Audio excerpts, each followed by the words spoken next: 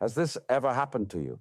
That the memory of someone you thought you buried returns uninvited in the quietest moments of your life. Not in the loud hours when the world is demanding, but in the hush of night, when the phone is silent and the room is still. A scent, a song, a laugh carried by a stranger, and suddenly she is there. The woman you let go, the one you told yourself you had moved past, the one whose absence became so familiar you mistook it for healing. But deep within, something stirs, not longing in its romantic form, but haunting, a ghost of what you could not name at the time, a shadow trailing behind your every step.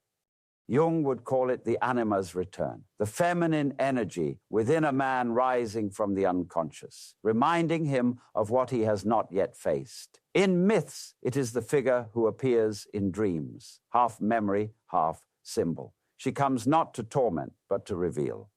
And yet, to the unprepared mind, revelation feels like torment. The haunting is subtle at first, a flicker in the periphery of thought. You convince yourself it is nothing, an accident of memory, but patterns begin to form. You find her face in strangers, her voice in songs you never used to notice. The past, thought dead, begins to breathe again. This is not nostalgia. It is not simple missing. It is unfinished individuation, the psyche's attempt to reconcile what was left unresolved. The woman you let go was not merely a person. She was a mirror. In her presence, you saw parts of yourself you did not understand. And in losing her, those parts were buried with her. Now they rise, demanding to be seen.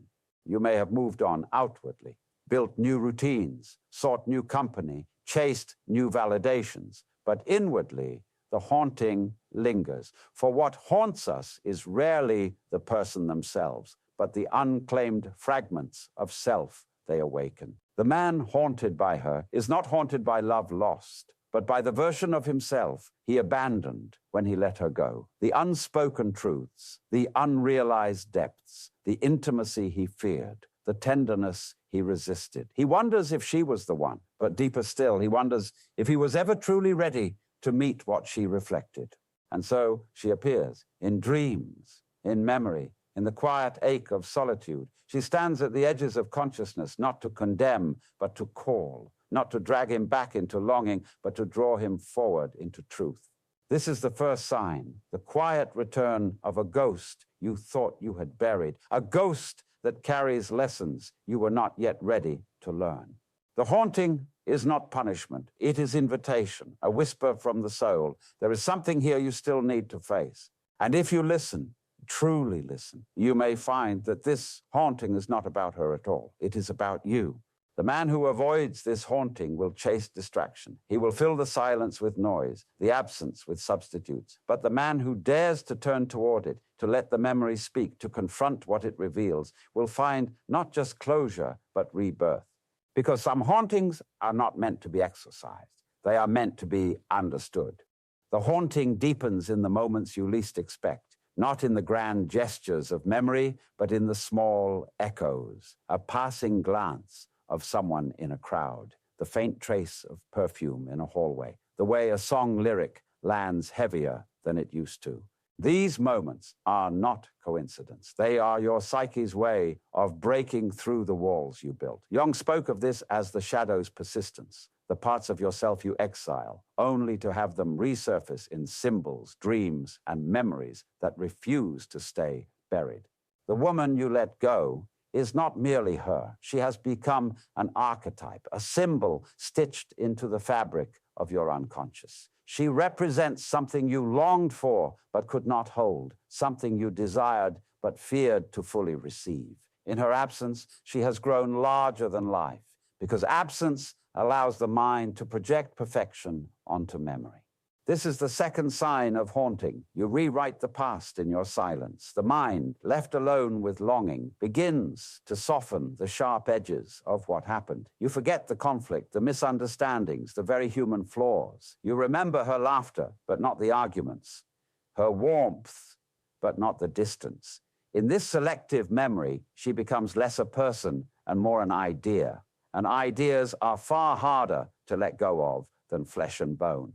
Men often mistake this process for destiny. If I can't stop thinking about her, doesn't that mean she's the one? But psychology offers another answer. It may not be her you want, but the parts of yourself you lost with her. Think of it. The woman you let go, what did she awaken in you? Was it vulnerability you didn't know you had? A softness you thought you had to hide? A longing for something deeper than surface attraction? When she left, those parts retreated into shadow. Now, as life quiets, they rise, asking to be reclaimed. This haunting, then, is not punishment. It is an unfinished initiation. It is life saying, the lessons you ran from will wait for you until you are ready. And here is the truth. Many men never answer this call. They numb it with busyness, drown it in fleeting pleasures, or silence it with pride. But the haunting never leaves. It waits, it watches, it returns at 3 a.m. when defenses are down and there is nowhere left to run. You may wonder why you are still haunted when so much time has passed, but time does not heal what has never been faced. Only presence does, only the willingness to turn inward and ask, what part of me did she reflect that I was not ready to see? The second sign, then, is this quiet rewriting of the past, the way memory polishes her into something more than human. This is both danger and gift. Danger because you risk falling in love with an illusion. Gift because the illusion points to something real within you that still longs to be met. If you can discern between the two, if you can separate the woman from the mirror she held, you begin to awaken. You begin to understand that the haunting is not about going back. It is about going deeper.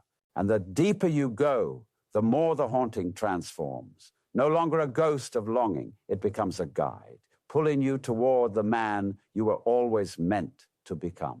But to reach him, you must face the third sign. The most unsettling of all, the way she still lives in your choices, even when you think you've moved on. The third sign is subtle but relentless. Her presence threads itself through the choices you make long after she is gone. Not as a conscious decision, but as an undercurrent shaping the way you love, the way you trust, the way you let others close or hold them away. You do not speak her name. Perhaps you have not thought of her for weeks. Yet the ghost lingers in the pauses between intimacy, in the quiet hesitations before you let someone touch your heart. A part of you still measures every new encounter against a memory that refuses to fade. This is the mark of an unresolved anima. The feminine energy within you still bound to an image, unable to flow freely into the present. Jung warned of this. When the anima remains unintegrated, she haunts a man's relationships, casting old shadows onto new faces. You do not see the woman before you, you see fragments of the one you lost. It is why you find yourself comparing, often unconsciously. This smile is softer, but that laugh was louder. This presence is calmer, but that fire was unmatched. You are not truly present. You are caught between past and present, chasing ghosts in living bodies. And so relationships falter, not because others are unworthy, but because you have yet to retrieve what you left behind. The ghost of her still holds a piece of you, the tenderness you once allowed, the hope you once dared, the vulnerability you now guard like a secret wound. Until that piece returns, every connection will feel incomplete. The haunting reveals itself most in patterns. Do you notice how quickly you pull away when things grow too real? How you crave closeness but fear its cost? How you long for love yet resist surrender? These are not flaws of character. They are echoes of unfinished grief. For beneath every haunting is ungrieved loss. Not just the loss of a person, but of possibility. The life you imagined, the self you were becoming, the love you thought would last. When that future shattered, part of you froze in time, waiting for resolution that never came. You may believe you moved on because you stopped speaking her name, but silence does not equal healing. Suppression is not closure. The psyche does not forget what the heart has not faced. This is why, even in new love, you sometimes feel an emptiness you cannot explain. It is not that the present love is lacking, it is that you have not fully arrived. Part of you is still standing at an old threshold, wondering what might have been. To face this haunting is not to return to her, it is to return to yourself, to reclaim the tenderness you abandoned when you closed the door, to forgive the boy you were who did not yet know how to hold what he had. The third sign then is the echo, the way she shapes your life without ever being in it. You may think you left her behind, but until you face the ghost, she walks beside you still. This is not cruelty, it is invitation, an urging to retrieve what is yours, to integrate what was lost, to step fully into the present unbound. But to do this, you must confront the fourth sign, the most painful of all, the way she still appears unbidden in the quiet spaces you swore you had outgrown. The fourth sign emerges in the silence you cannot escape, not in the chaos of crowded rooms, but in the quiet after the noise has faded, when the day has emptied and night folds over you like a curtain. It is there in the stillness that she comes.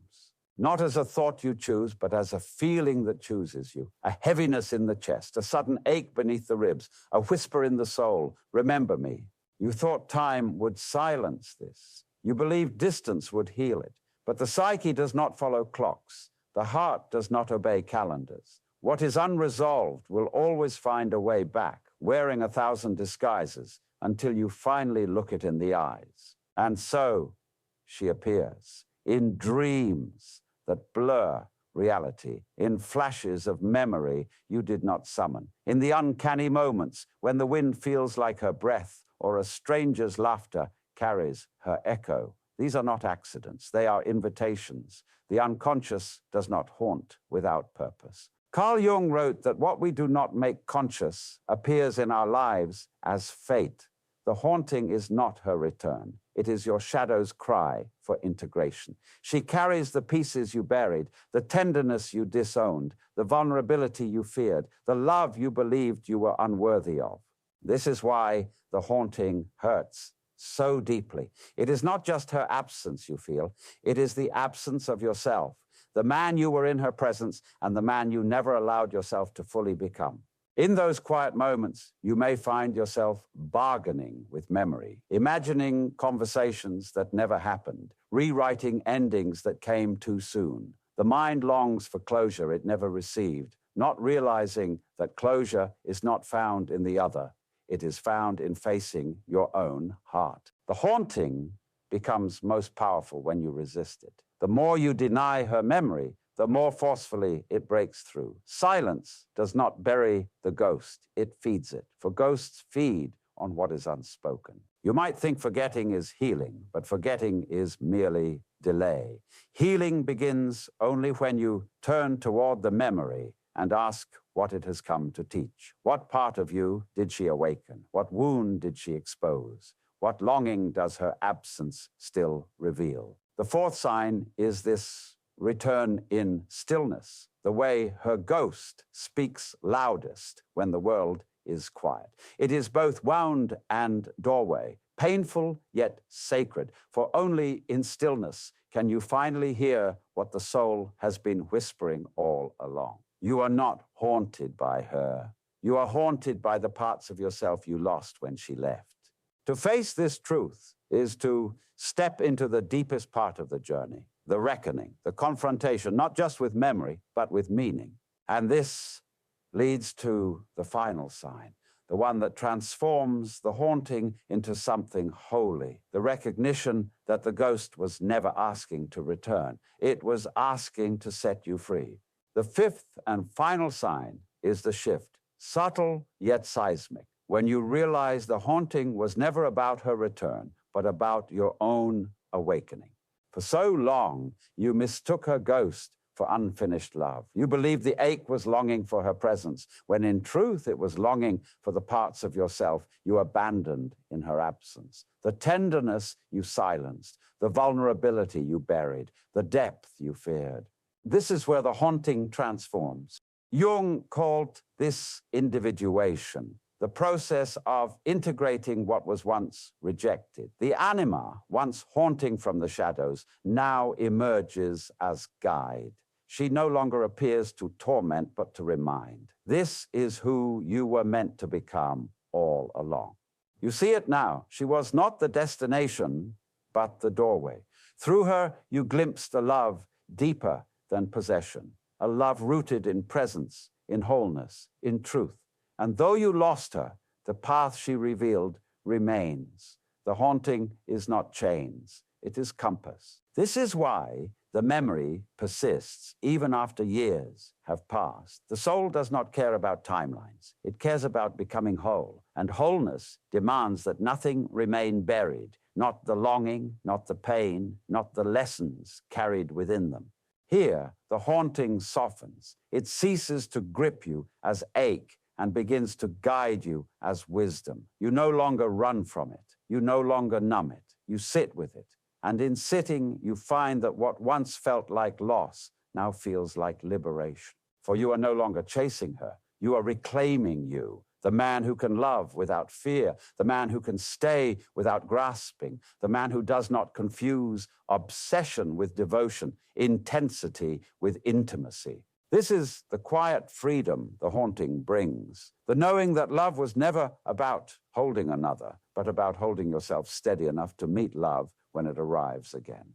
And when it does, for it will, you will not repeat the old patterns. You will not project ghosts onto living faces. You will not fear vulnerability nor idolize what is absent. You will meet love as equal, whole unto whole.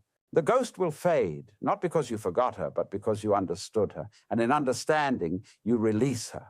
What once haunted you now blesses you. What once chained you now frees you. And in that freedom, the deepest truth emerges. She no longer waits to be seen. She sees herself. And that changes everything.